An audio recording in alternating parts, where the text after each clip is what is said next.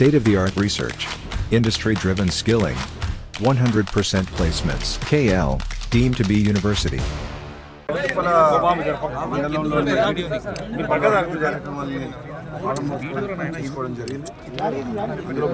ఎల్లంబాయి గ్రామంలో నూతనంగా గ్రామ పంచాయతీ బిల్డింగ్కు భూమి పూజ కార్యక్రమం కూడా చేయడం జరిగింది. గ్రామస్తులందరికీ కూడా హృదయపూర్వకంగా శుభాకాంక్షలు తెలియజేస్తున్నాం. ఎప్పుడో కావాల్సిన గ్రామ పంచాయతీ బిల్డింగ్ ఇప్పటివరకు కాలేదు. కనీసం ఎప్పుడైనా సరే గ్రామస్తులందరూ కూడా వాళ్ళ సొంతంగా డబ్బులు వేసుకొని ఒక ప్రైవేట్ ల్యాండ్ ఒక మంచి గ్రామ యొక్క సెంటర్లో కొనుక్కొని ఈరోజు భూమి పూజ కార్యక్రమం చేసుకోవడం చాలా సంతోషకరం. తప్పకుండా గ్రామానికి సంబంధించిన వక్ఫ్ ల్యాండ్ గురించి వీళ్ళందరూ కూడా సమస్యలు ఉన్నాయి, వాళ్ళకి పట్టాలు ఇప్పియని చెప్పి ఊరు కూడా వక్ఫ్ ల్యాండ్ దాంట్లో ఉంది కాబట్టి ప్రభుత్వం దృష్టికి తీసుకుపోతానని చెప్పడం జరిగింది.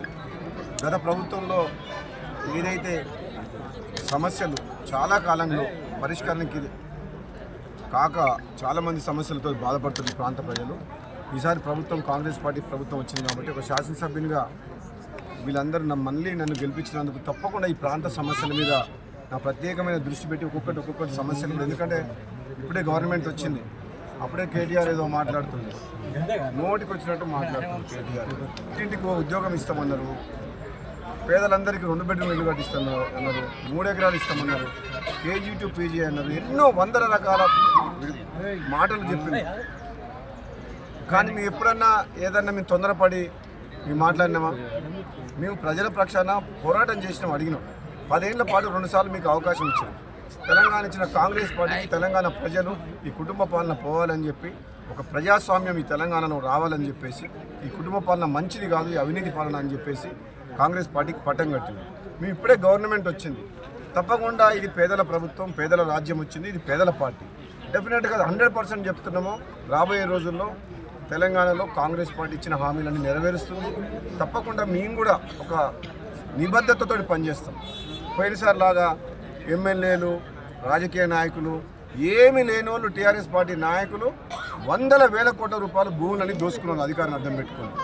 ఉదాహరణకు మాజీ మంత్రి జగదీశ్వర్ రెడ్డి నిన్న ఏదో మాట్లాడుతుండే, కోమటిరెడ్డి వెంకటరెడ్డి మంత్రి పదవిని త్యాగం చేసిన వ్యక్తి.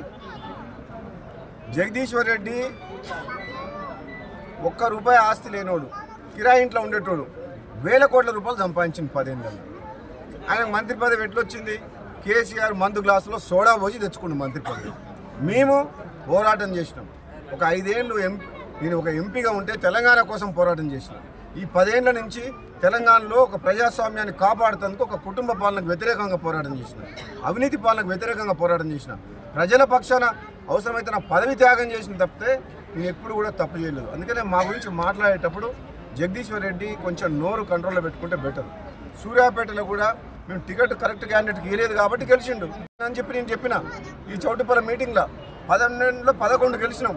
అది కూడా మేము గెలిచేవాళ్ళం, అది మా తప్పే.